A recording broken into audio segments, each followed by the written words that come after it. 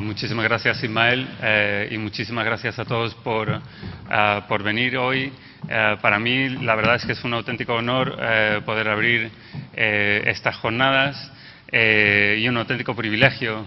Muchos de ustedes estáis en el día a día en las escuelas y sabéis mucho mejor lo que está pasando dentro de ellas.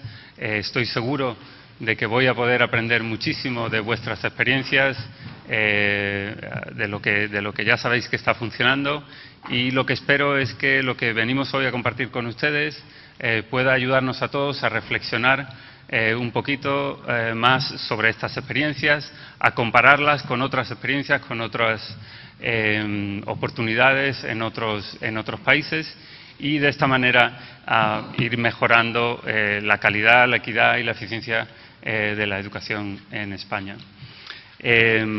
Lo que vengo a presentaros hoy no es más que una pequeña parte de lo que ya hemos venido presentando desde diciembre en cuanto a los resultados de PISA 2012.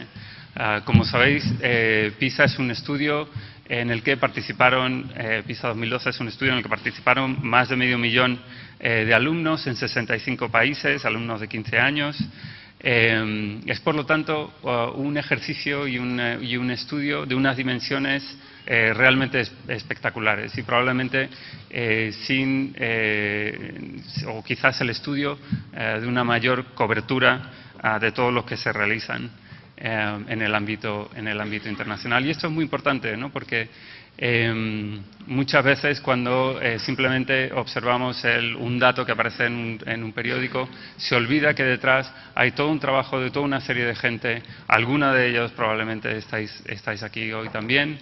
Por supuesto, el INE para España, que está apoyando estas pruebas y está apoyando que los alumnos de 15 años puedan realmente participar en un programa internacional como PISA. Por lo tanto, no es solamente este 500.000 de alumnos, sino todos los profesores que supervisan la prueba, todas las personas que están involucradas en la corrección de la prueba y, por supuesto, todas las personas que están involucradas en el desarrollo de los marcos conceptuales, expertos internacionales, contratistas y consultores independientes, que son los que realmente hacen el trabajo duro día a día para sacar esto adelante. Como sabéis, PISA evalúa no solamente si los estudiantes son capaces de reproducir el conocimiento que han adquirido en las escuelas, sino que intenta ir un poquito más allá y ver o evaluar sus habilidades para extrapolar ese conocimiento y aplicarlo en situaciones novedosas. Desde el 2000, PISA ha venido evaluando lectura, matemáticas y ciencia cada 3 años, pero siempre, cada ciclo de PISA, hay un área innovadora. En el 2012 fue precisamente este área de resolución de problemas, y también medimos las competencias financieras de los diferentes alumnos. En el 2012, más de 85.000 alumnos en 44 países y economías participaron en esta prueba de resolución de problemas. No todos los países decidieron participar, pero sí que participaron un buen número de los 65 países que habían participado en la prueba. Aparte de esta prueba que se les hace a los alumnos en lectura, matemáticas y ciencias, estos alumnos, los alumnos que participaron en la prueba de resolución de problemas, tomaron participaron en otra prueba que duraba unos 40 minutos y se hacía en ordenador. Y esta es precisamente una de las innovaciones principales de la resolución de problemas en el PISA 2012 cuando la comparamos con la resolución de problemas en PISA 2003. Aparte, por supuesto, estos alumnos respondieron a todo tipo de preguntas sobre su contexto familiar, sus escuelas y su comportamiento en la escuela. También tenemos información de los padres, de las propias escuelas. La idea no es otra que recoger datos que nos permitan diferenciar o investigar por qué algunos alumnos consiguen mejores resultados que otros. En concreto, en la resolución de problemas, quería empezar con una definición. Se define como la capacidad de un individuo para participar en procesos cognitivos, para comprender y resolver situaciones problemáticas en las que un método de solución no es inmediatamente obvio. Mi objetivo hoy es intentar explicar con ejemplos concretos qué significa esta definición. Como sabéis, va a haber una conferencia de prensa a las 11:30 en la que se presentarán los resultados. Espero que lo que vayamos a estar, o lo que voy a estar discutiendo ahora, nos dé un buen marco para entender de una forma mucho más detallada los resultados que se van a ir presentando a las 11:30 y durante todas las jornadas, hoy y mañana. Lo otro que me gustaría enfatizar es que PISA no es más que una herramienta de aprendizaje y mejora. Aglutina muchos esfuerzos que representan a una serie de intereses comunes de los diferentes países que participan, pero todo está pensado para dar resultados, enviar mensajes, dar más información y evidencia que facilite el aprendizaje entre las diferentes personas, las diferentes instituciones, las diferentes escuelas que participan en la prueba. Y por lo tanto, el objetivo final no es otro que generar un diálogo positivo y constructivo basado en la evidencia. Y de esta manera ayudar a la mejora en la educación. ¿Por qué nos enfocamos en resolución de problemas en el 2012? Bueno, aquí tenéis la evolución en cuanto al empleo, dividido por el uso que se hace de resolución de problemas en diferentes ocupaciones, diferentes empleos. Como podéis ver, desde finales de los años 90 ha habido un aumento muy importante de empleos, de ocupaciones, en las que el uso de la resolución de problemas es frecuente e intenso. Sin embargo, aquellas ocupaciones donde el uso de la resolución de problemas es bajo o medio se han mantenido más o menos estables. Mientras aquellas donde hay un uso quizás medianamente intenso de la resolución de problemas han ido desapareciendo, ¿no? Cada vez son menos frecuentes ocupaciones donde se hacen tareas rutinarias, tareas que son fácilmente reproducibles por un ordenador o que pueden ser fácilmente exportadas a otros países. Estos datos vienen tanto de la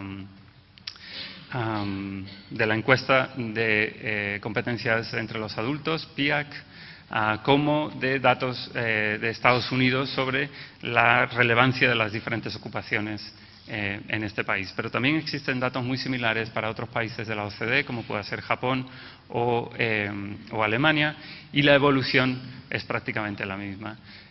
Si lo pensamos en términos más generales, tiene sentido, ¿no? Las ocupaciones que venimos haciendo hoy, el trabajo que venimos haciendo hoy es muy diferente del que se hacía hace 20, 30, 40 años.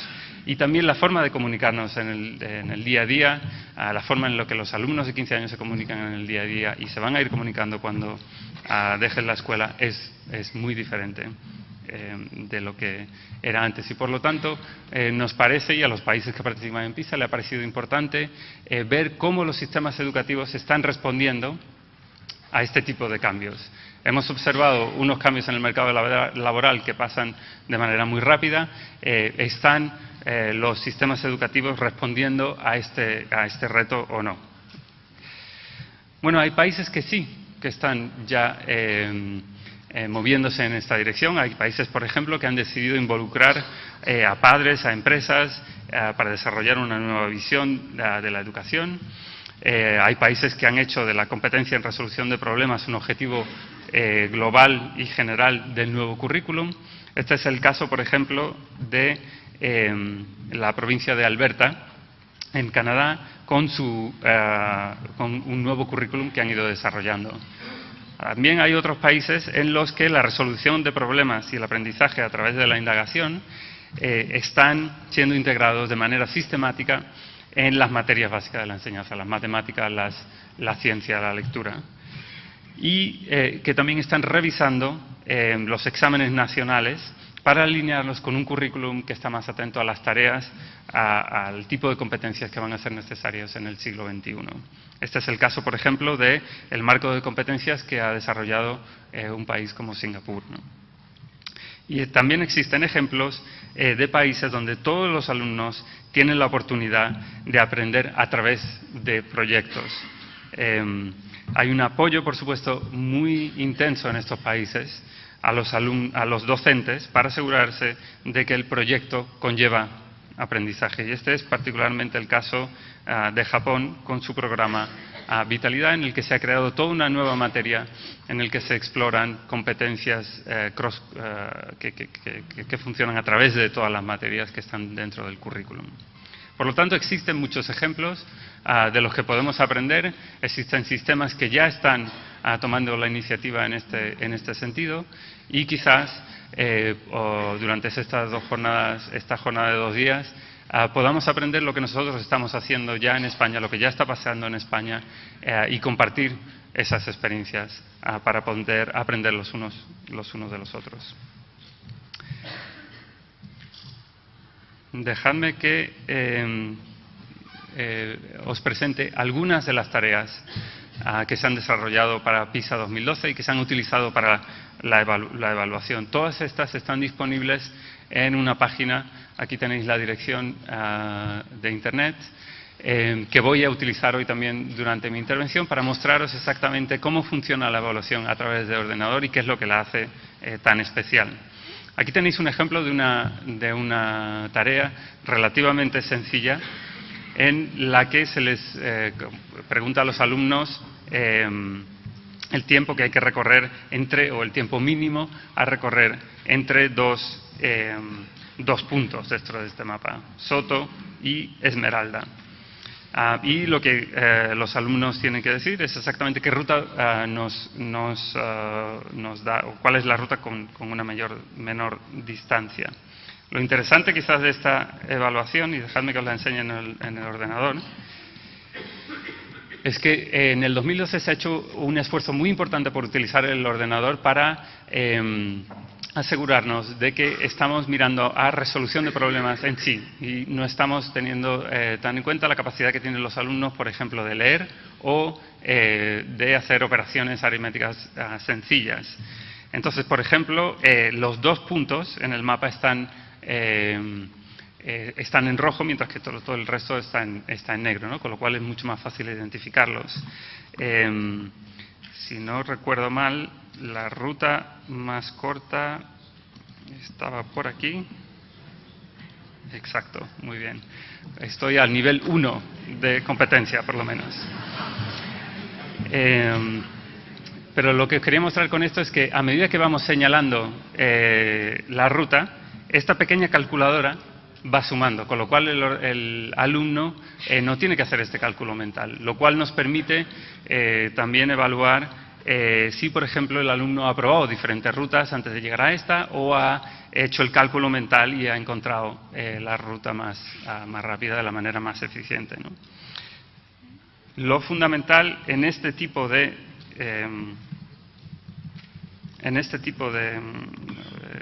que me pierdo. Ahí. En este tipo de preguntas es que toda la información que el alumno necesita para resolver este problema está ya dada al principio de la tarea. El alumno no tiene por qué interactuar con la tarea para lograr dar con la solución de la tarea. En este sentido, se distinguen 2 tipos de tareas con respecto a la naturaleza del problema en la prueba del 2012, dependiendo si toda la información necesaria para encontrar la solución está ya dada o no al principio de la tarea. Y por lo tanto, distinguimos entre problemas estáticos, que es como el que os acabo de enseñar, y problemas interactivos, en el que alguna información solamente se revela una vez el alumno explora el problema, interactúa de alguna manera con el problema. En el 2013, porque debido a que la prueba solamente se hacía en papel y lápiz, con papel y lápiz, solamente podíamos evaluar problemas de tipo estático, en el que el alumno tiene ya toda la información. Lo realmente novedoso en el 2012 es que podemos evaluar las capacidades de los alumnos en tareas interactivas. De alguna manera podemos ver incluso las tareas estáticas como un tipo de tareas interactivas en las que toda la información está presente. Por lo tanto, las tareas interactivas son tareas mucho más complejas, tareas que engloban de alguna manera las capacidades que los alumnos necesitan para resolver también todas las tareas estáticas. Exacto. Dejadme que os muestre otra tarea, pero en este caso interactiva. Aquí tenéis otro ejemplo, es un reproductor MP3. La pregunta a los alumnos es si necesitan utilizar un botón específico para conseguir un objetivo, por ejemplo, cambiar el tipo de música. Dejadme que vaya a la prueba en ordenador para mostraros cómo funciona. Por supuesto, si simplemente tuviéramos esto en papel y lápiz, es imposible saber cómo funciona el MP3, es imposible interactuar con él, no tenemos suficiente información como para resolver este problema. Por lo tanto, el alumno tiene que ver cuál es la reacción del MP3 cuando se hace clic en los diferentes mandos del MP3. Como podéis aquí, él quería cambiar de música, el alumno se le pide cómo cambiar de música, efectivamente tiene que pulsar el botón de en medio para poder cambiar de música. Si quiere entonces cambiar a rock o a jazz, pues selecciona uno y otro. Selecciona, le da el botón de en medio y de nuevo vuelve hacia arriba, ¿no? Y ahora puede seleccionar el volumen o cualquier otro elemento. En definitiva, tiene que interactuar con el dispositivo para conocer cómo funciona y poder resolver la pregunta. Por lo tanto, es una tarea interactiva. Y esta es una distinción muy importante y sobre la que vais a oír mucho probablemente en la rueda de prensa que se dará más tarde hoy.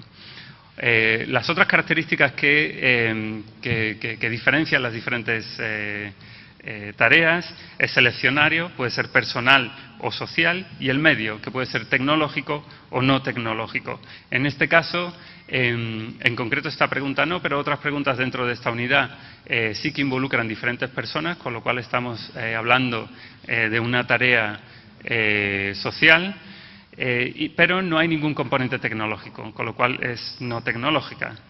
Mientras que esta es un reproductor MP3, tiene un componente tecnológico, pero estamos hablando de una tarea más personal en la que no hay ningún aspecto social. Quizás la distinción más importante es el tipo de procesos cognitivos que se necesitan que el alumno necesita activar para poder responder a cada una de estas preguntas. Y PISA, en este sentido, PISA 2012 distingue entre 4 procesos diferentes. En primer lugar, la capacidad que tienen los alumnos para explorar y comprender, es decir, utilizar la información, a descubrir la información que hay dentro de la tarea, ya sea de forma estática o interactiva, y llegar a una solución transformando esa información en conocimiento. El segundo área, o el segundo proceso cognitivo, se trata de planear y ejecutar, es decir, elaborar una serie de objetivos o identificarlos y ejecutar una serie de pasos para llegar a una solución. Aquí estamos hablando de algo totalmente diferente, mientras que en explorar y comprender estamos hablando de generar conocimiento, de ir desde lo concreto, digamos, hacia lo abstracto. En planear y ejecutar estamos hablando de un conocimiento que ya se le ha dado al alumno o que ya existe dentro de la tarea, y lo que tiene que hacer ese alumno es pasar a la acción, utilizar ese conocimiento para resolver un problema. Las otras 2 áreas son representar y formular, es decir, hacer una representación gráfica, simbólica o verbal de una situación y elaborar sobre una hipótesis sobre la relación entre los diferentes elementos del problema.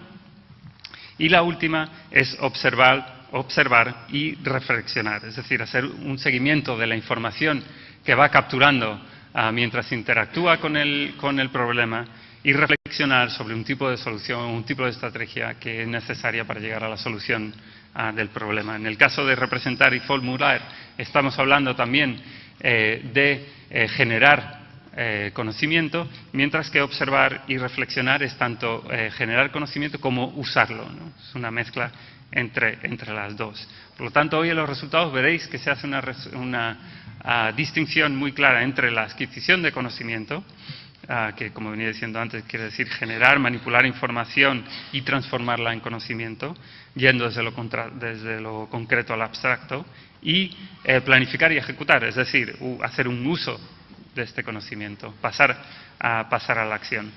En esta comparación, observar y reflexionar, aquellas tareas de observar y reflexionar, no han sido consideradas porque se considera que es una mezcla de estas dos grandes categorías. Dejadme que os dé ejemplos de lo que significa esto y cómo se pueden llevar a cabo dentro de una tarea. Aquí tenéis otro ejemplo de otra tarea, en este caso un robot de limpieza. La pregunta pide al alumno que comprenda el funcionamiento de un sistema poco familiar. El alumno no sabe absolutamente nada sobre cómo funciona este robot de la limpieza, y en la pregunta se le pide que encuentre una regla que rige el comportamiento de este sistema. Aquí tenéis la prueba en ordenador. Lo que tiene que hacer el alumno es simplemente hacer clic aquí en empezar y observar el comportamiento de la aspiradora para intentar deducir cuál de estas 4 posibles respuestas es la correcta. ¿De acuerdo? Y ahí termina. ¿De acuerdo? Entonces tiene que observar exactamente, y me parece que, bueno, de todas maneras no se ve demasiado bien, pero esta respuesta sí que no me acuerdo. Creo que gira un cuarto de círculo, 90 grados, y se mueve hacia adelante hasta que encuentra otra cosa, cuando encuentra un bloque rojo. En este caso estamos hablando, por supuesto, de explorar y comprender. Esto es lo que quiere decir este tipo de proceso cognitivo. Se trata de una tarea relativamente difícil, con una puntuación de 490 puntos en la escala. Hoy oiréis muchísimo hablar de esta escala y espero que este tipo de ejemplos os pueda dar una idea del tipo de tareas que los alumnos pueden responder. Y un 65% de los alumnos en la OCDE fue capaz de responder a esta pregunta, ¿no? Quiere decir que hay muchos que no son capaces de responder ni siquiera una pregunta tan sencilla como esta. Aquí tenéis la misma prueba de la que hablábamos antes. En este caso se trata de planear y ejecutar. Es decir, hay que encontrar cuál es la ruta más corta y señalarla o no, pero de alguna manera encontrar la solución. En este caso se trata de una tarea por debajo del nivel 1. Seguro que hoy oiremos hablar mucho de los alumnos que están rezagados. Bueno, pues estos alumnos son capaces de resolver este tipo de tareas. Casi todos los alumnos, un 85% de los alumnos en la OCDE fue capaz de resolver esta tarea. Aquí tenéis otro ejemplo con un climatizador. De nuevo, un sistema desconocido. Los alumnos tienen que averiguar, utilizando los diferentes mandos, cuál es la relación entre cada uno de los mandos, el superior, el central y el inferior, y las dos variables que se dan en esta tarea, la temperatura y la humedad. Dejadme que os muestre cómo funciona esto en la realidad dentro del ordenador. El alumno tiene que, de nuevo, este es un clásico ejemplo de una tarea interactiva. El alumno puede simplemente ir moviendo cada uno de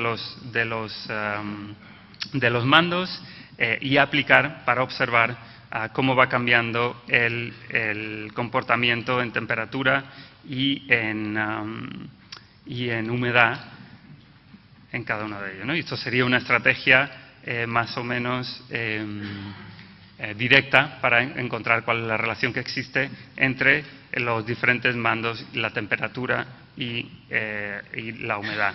Aquí va recogiendo el ordenador, va recogiendo información sobre cada uno de estos pasos y por lo tanto el alumno puede deducir para qué sirve cada uno de estos mandos. En este caso estamos hablando de representar y formular, ¿no? Necesitamos que el alumno represente la relación que existe entre estos diferentes elementos del problema y la manera en la que lo hace es la siguiente. Este es un nuevo formato de pregunta. Simplemente puede establecer estas relaciones con el ratón, ¿de acuerdo? Y esta es la solución a esa pregunta. En este caso estamos hablando de nuevo de una tarea del nivel 3, pero hacia la parte alta del nivel 3, casi más o menos la mitad de los alumnos fueron capaces de resolver este tipo de problemas en el 2012 en la OCDE. Aquí tenéis la solución. Incluso en tareas estáticas como esta se pueden conseguir niveles de mucho más altos de competencias. Por ejemplo, aquí estamos hablando, la pregunta es, Julio vive en Plata, María vive en Lincoln, Daniel vive en Nobel, quieren quedar en un barrio del mapa, pero ninguno quiere viajar más de 15 minutos. Entonces los alumnos tienen que, de nuevo, pueden simplemente hacerlo mentalmente o pueden encontrarlo utilizando la calculadora que se les da aquí abajo. De nuevo, una forma diferente de responder a la pregunta. Hay un menú y tienen que elegir entre una serie de opciones. En este caso, de hecho, no hay una sola respuesta correcta, sino que hay dos. Pueden quedar o bien en La Plata o bien en Parque. ¿De acuerdo? En este caso se trata de evaluar y reflexionar. Hay una regla muy sencilla, hay que ver hay que comprender las distancias, pero también hay que pensar cuál es aquella que satisface una condición muy simple. En este caso estamos hablando de una tarea del nivel 1 que casi todos los alumnos son capaces de responder. De nuevo, aquí estamos en niveles bajos de competencia, por debajo del nivel básico de competencia, el nivel 1. El nivel básico es el nivel 2, como en el resto de PISA. Pero todos estos ejemplos que he ido presentando son ejemplos de tareas relativamente sencillas. El ordenador nos permite ir mucho más allá. ¿Por qué? Porque captura el comportamiento, la manera que tiene de interactuar el alumno con la tarea y podemos utilizar esa información para, por ejemplo, evaluar estrategias o detectar si un alumno ha adivinado o no la respuesta sin tener toda la información. Y me gustaría daros un par de ejemplos de cómo se consigue esto. Por ejemplo, aquí tenéis la tarea de la que hablábamos antes, el climatizador, los diferentes mandos. Ahora mismo ya se le ha dado al alumno cuál es la relación entre los diferentes mandos, que ya se le había preguntado antes, y las temperaturas y las diferentes variables. Lo que se le pide es que en menos de 4 pasos consiga alcanzar el nivel de temperatura y el nivel de humedad deseado. Y ahora vamos a comprobar si llego al nivel 5 de competencia o no. Y consigo acordarme. Esto se consigue avanzando. El alumno, por supuesto, en la prueba tiene esto en una sola pantalla, no tiene que hacer ningún movimiento, lo único que tiene que hacer es ir avanzando y a medida que van avanzando no puede retroceder en la prueba. Entonces, en este caso, para lograr los niveles de humedad, espero que se vea, estamos por encima de la barra roja, temperatura también estamos por encima, entonces tengo que conseguir disminuirlos.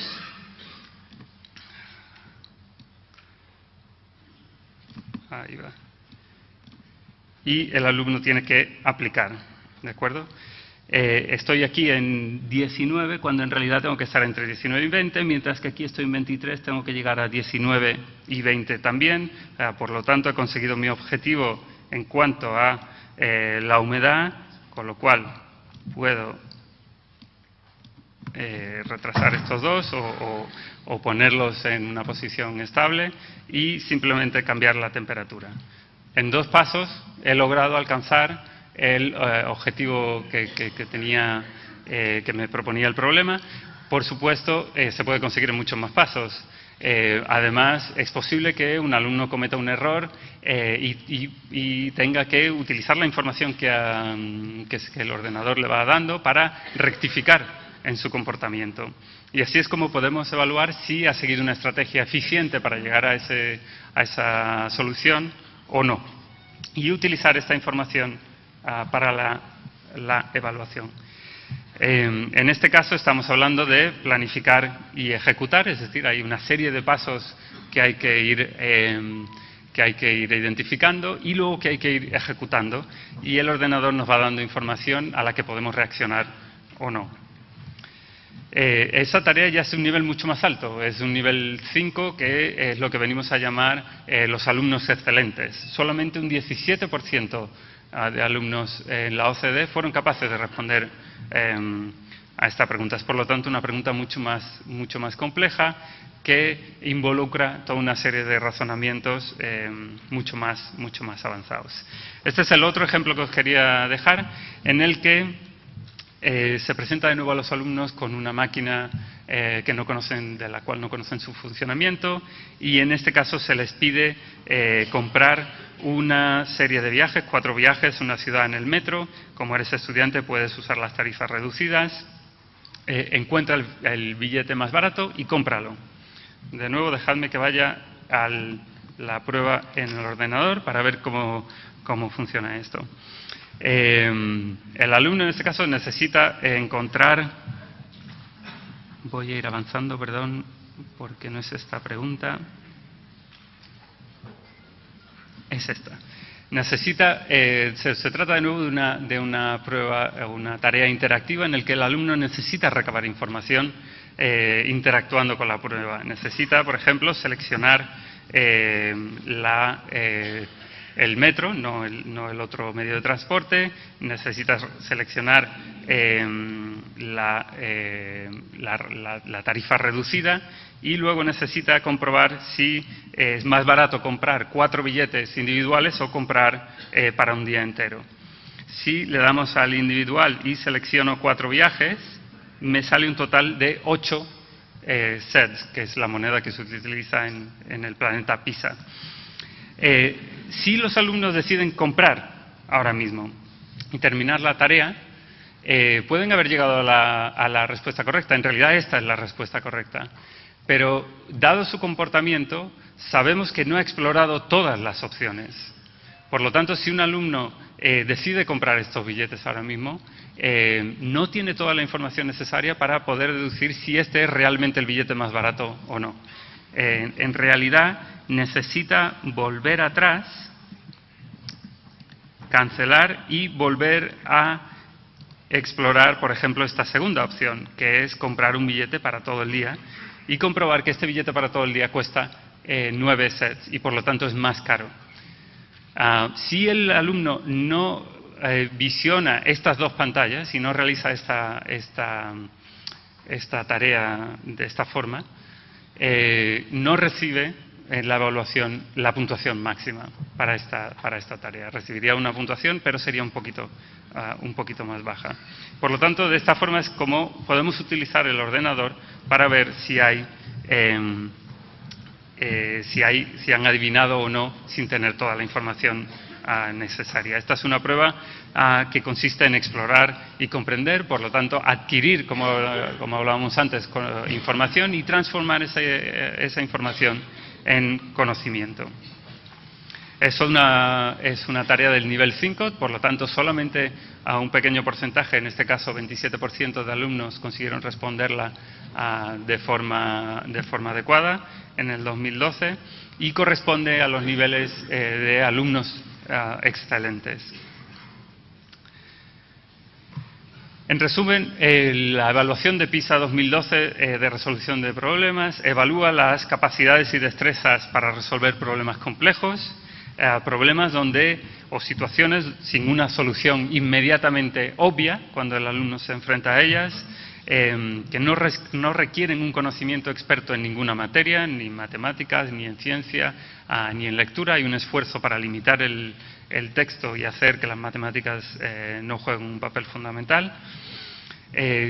Todas las tareas se dan dentro de contextos de la vida cotidiana, fuera de la escuela. Ha habido una decisión muy consciente de intentar evaluar si los conocimientos que los alumnos están adquiriendo les permiten resolver problemas y si lo que estamos aprendiendo nos sirve para ir más allá de lo que estamos aprendiendo en la escuela.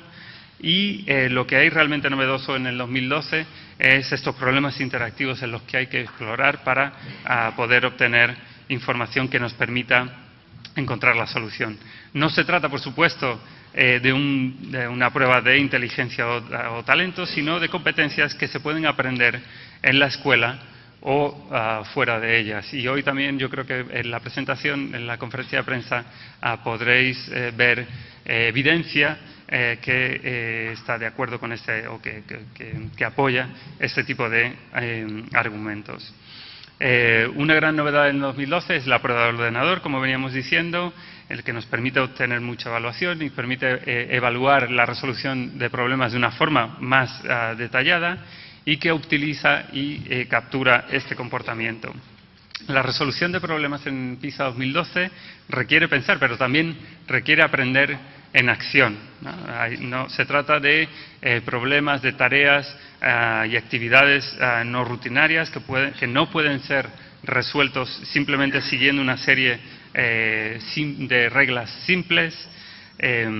Hay que ser flexibles, como vimos en el problema del climatizador, hay que seguir la información que nos va dando el ordenador, ser abiertos, confrontar situaciones novedosas, poco familiares, y ser capaz de lidiar con un alto grado de incertidumbre, con dudas que nos pueden ir asaltando a medida que vamos avanzando en la exploración de la prueba.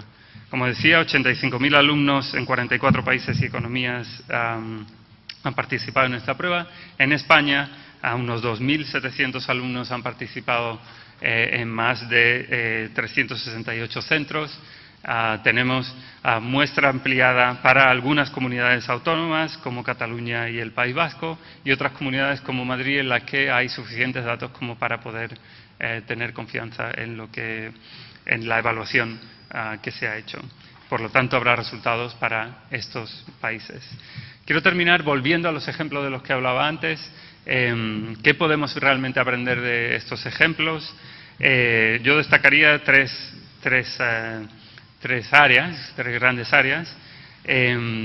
Lo que nos muestran estos ejemplos, lo que sabemos sobre cómo la resolución de problemas y el tipo de resultados que vamos a ir discutiendo hoy afectan tanto a lo que se enseña dentro de las aulas, también como a cómo enseñamos, ¿no? Por lo tanto, currículo, pero también pedagogía.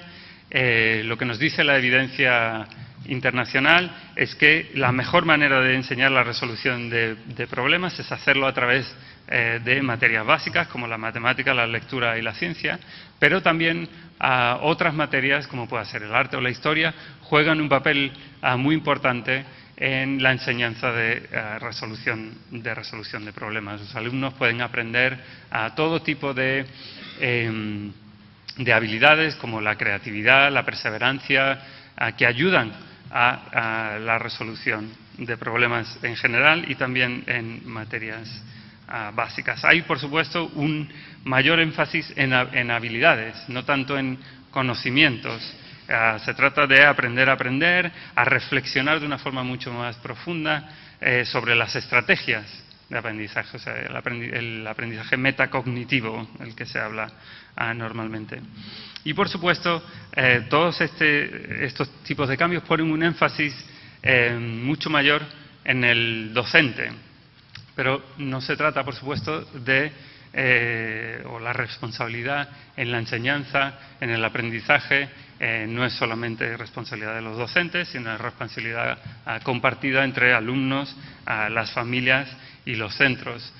Para hacer este tipo de cambios, como ya hemos visto en estos países, hay un esfuerzo muy importante de apoyo al profesorado para darle más formación y para conseguir que el desarrollo profesional sea algo que ocurra de forma continua, a diario, en los centros educativos. Concluyo simplemente con un esquema del informe que vamos a lanzar hoy. Os animo a leerlo en detalle. Es un informe que está muy bien escrito, con resultados muy interesantes. Es una pequeña parte de lo que se hizo en el 2012, pero probablemente es una de las partes más interesantes, más innovadoras y de las que podemos aprender más. Hay toda una descripción detallada de lo que yo he venido presentando hoy aquí, pero también hay gran detalle en el desempeño de los estudiantes en los diferentes países que han ido participando, lo que saben y lo que pueden hacer y cómo se relaciona las habilidades, las competencias en resolución de problemas con las competencias matemáticas, en lectura o en ciencias. También hay un análisis muy detallado de precisamente estos diferentes tipos de tareas, la naturaleza de la situación, el problema, los diferentes procesos cognitivos, los contextos y los formatos de las respuestas, para identificar cuáles son las debilidades o cuáles son las áreas fuertes para cada uno de los países que han participado y aprender también de cómo los diferentes países o los alumnos dentro de los diferentes países cómo se evalúan estos diferentes tipos de tareas y esperamos que a través de este análisis podamos lanzar mensajes sobre las áreas en las que los diferentes países pueden mejorar o en las que se puede aprender los unos de los otros.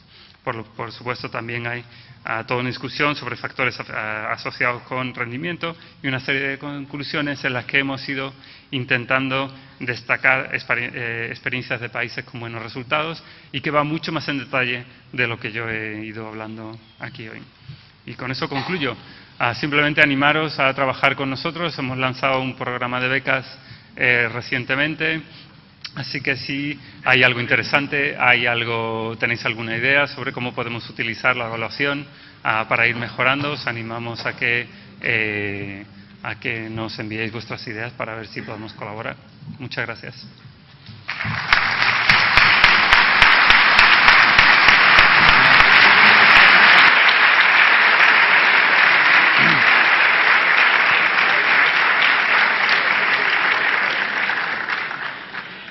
Muchas gracias, Pablo. Tenemos ahora 5 minutos para preguntas. Lo que sí que os pediríamos que fueran preguntas muy breves, muy cortas, muy concisas, para que un mayor número de personas pueda realizarlas, también pueda preguntar y comentarle a Pablo Zoido sobre su presentación.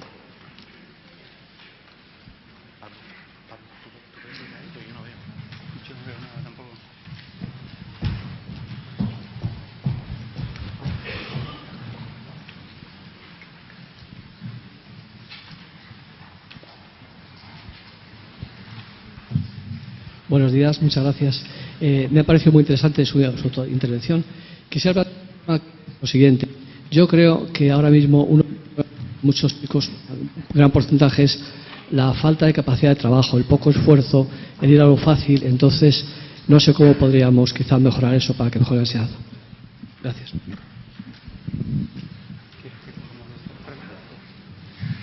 A ver, este es un tema en el que, de hecho, hemos profundizado bastante en el volumen 3 de PISA 2012.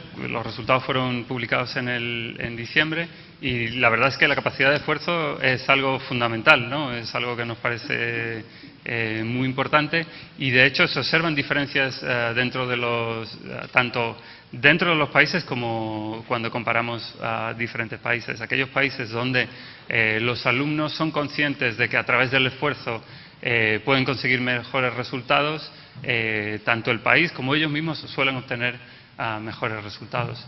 Y yo ahí lo que destacaría es que esto también es una capacidad que puede ser enseñada dentro de las escuelas.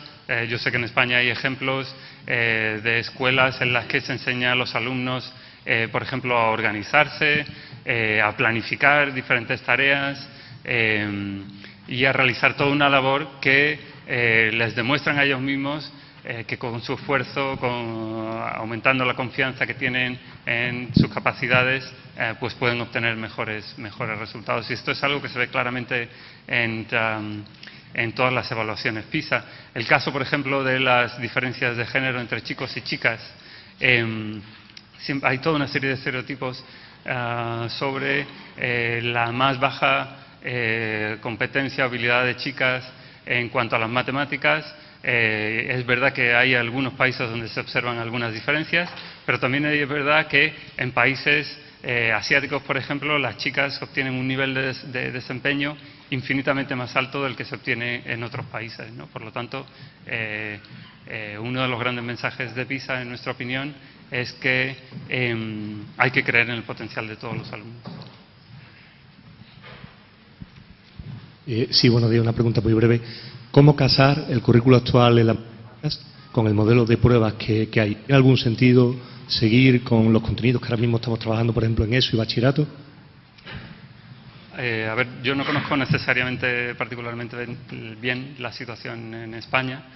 No te puedo dar una respuesta muy detallada, pero lo que sí que te puedo decir es que es un proceso, ¿no? Y es un proceso de aprendizaje en el que tenemos que participar todos, y en este sentido me parece que evaluaciones como PISA, pero también evaluaciones nacionales o regionales, pueden ayudarnos a identificar quién lo va haciendo cada vez mejor y permitirnos aprender de esas experiencias. Y yo creo que un evento como el de hoy pues es una gran oportunidad para intentar aprender de lo que se está haciendo en otras escuelas, se está haciendo en otros sistemas, y poco a poco ir creando mecanismos de colaboración entre centros, dentro de los propios centros, entre docentes, y ir avanzando. Pero evidentemente hay que mover tanto el currículum como la pedagogía para ir adaptándola a este tipo de tareas, a este tipo de competencias que de alguna manera van a ser las que los alumnos van a necesitar cuando abandonen la enseñanza obligatoria. Hola. Hola, buenos días. Hola. Gracias por su brillante intervención. Y me gustaría plantear una cuestión. ¿Se plantean relacionar la extensión de los currículos con el resultado obtenido en las pruebas? Porque muchas veces se dice que en el caso español el enfoque que damos o que se da en la enseñanza es lo que hace ese resultado en las pruebas. Pero ¿no será también eso debido al gran número de temas, a la amplitud de los temarios, que obliga a una actividad o a un modelo de enseñanza y aprendizaje que no favorece o permite la aplicación de las pruebas PISA? Yo, cuando lo he hablado con compañeros y colegas, esta cuestión, achacamos a eso una importante responsabilidad. Y los programas, no por enseñar más, se va a enseñar y se va a aprender mejor. Muchas gracias.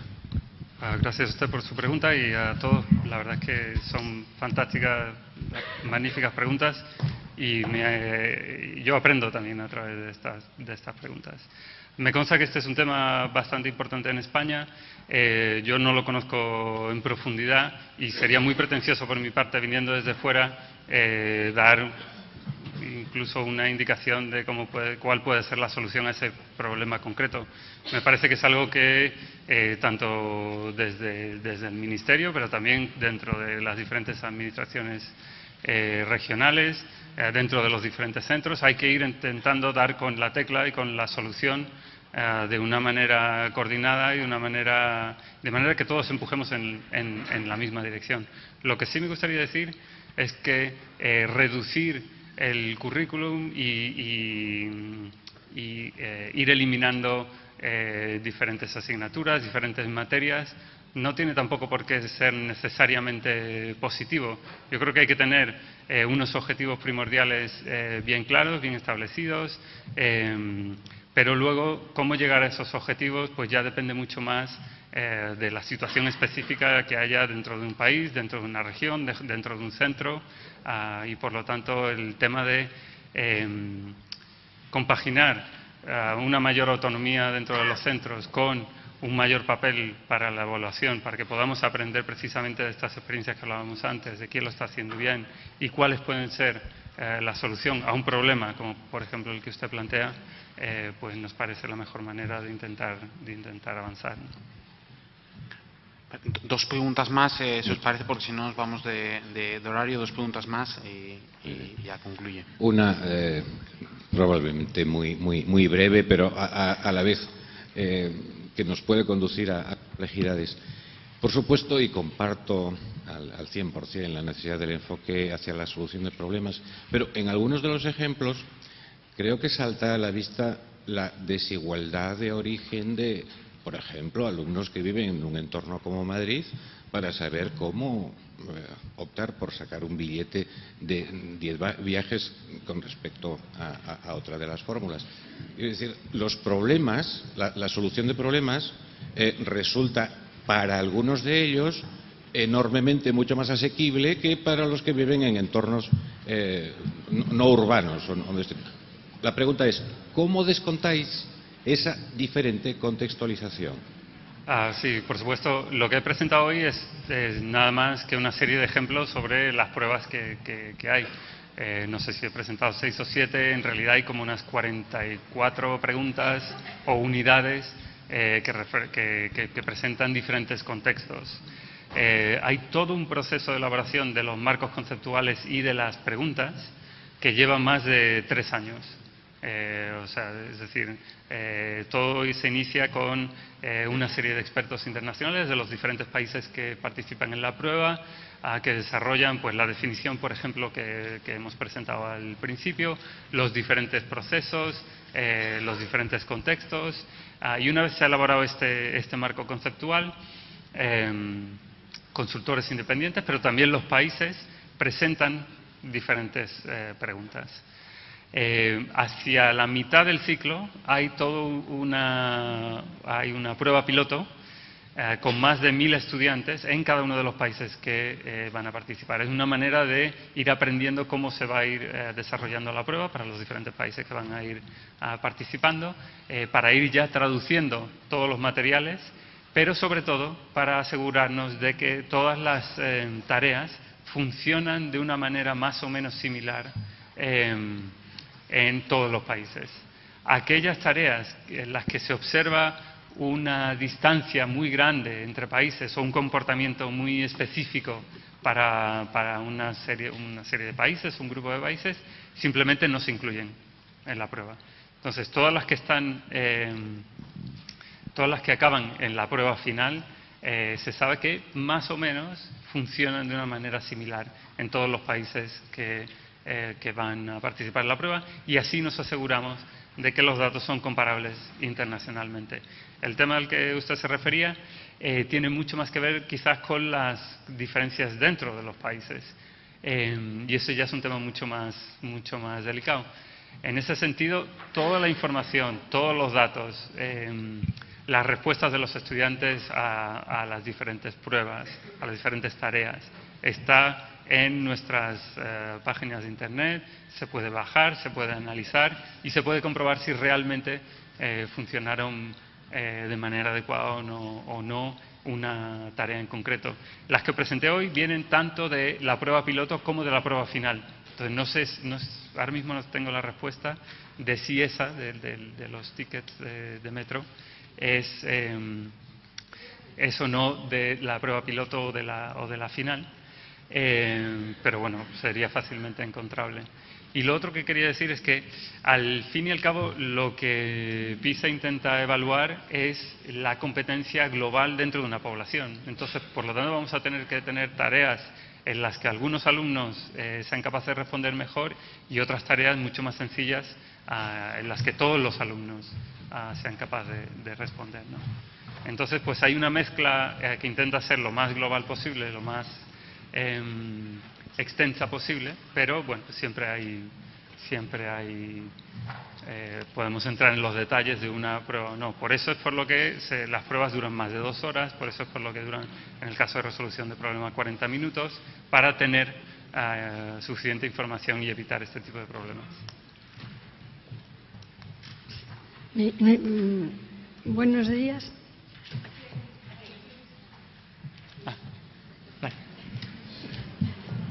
Muchas gracias por su exposición y también me parece muy adecuado haber elegido la resolución de problemas porque en el campo de la matemática es un aspecto importante para saber si han conseguido la competencia matemática.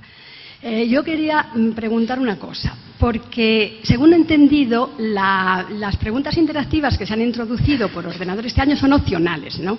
¿Son opcionales? ¿Pueden los países elegir ese tipo de hacer preguntas con el ordenador o no hacerlas? No, una vez un país entra dentro de la evaluación no puede elegir una tarea u otra. Es No. toda una prueba, es una unidad. Claro, como he entendido que eran opcionales, creí que eran para los países, no son para los países. Lo que sí que ocurre es que cualquier país en cualquier momento puede decidir optar, retirarse de alguno de los elementos de PISA. En general, la mayoría de los países participan en matemáticas, ciencia y lectura, pero en las pruebas más innovadoras hay algunos países que, digamos, se retiran y deciden no llevar a cabo esas pruebas. Si algún país se retira y decide no hacer los interactivos, entonces en la evaluación final, ¿cómo se tiene en cuenta esa situación? Porque habrá estrategias que los alumnos no se han podido evaluar. Si deciden hacer la prueba en resolución de problemas, tienen que hacer los estáticos y los interactivos. Vale.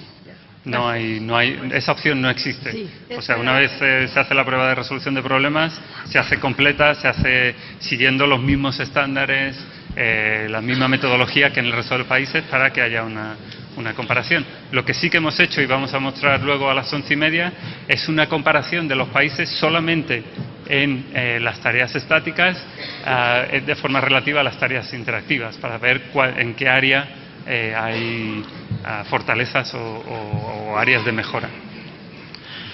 Muchas gracias, Pablo. Si quedan más preguntas, Pablo Zoido va a quedarse durante todas las jornadas. Estará hoy y mañana. De hecho, va a participar también mañana en una de las mesas redondas. Por lo tanto, habrá la oportunidad de realizarle las cuestiones que deseéis y también siempre está la opción de realizar las preguntas a través de Twitter.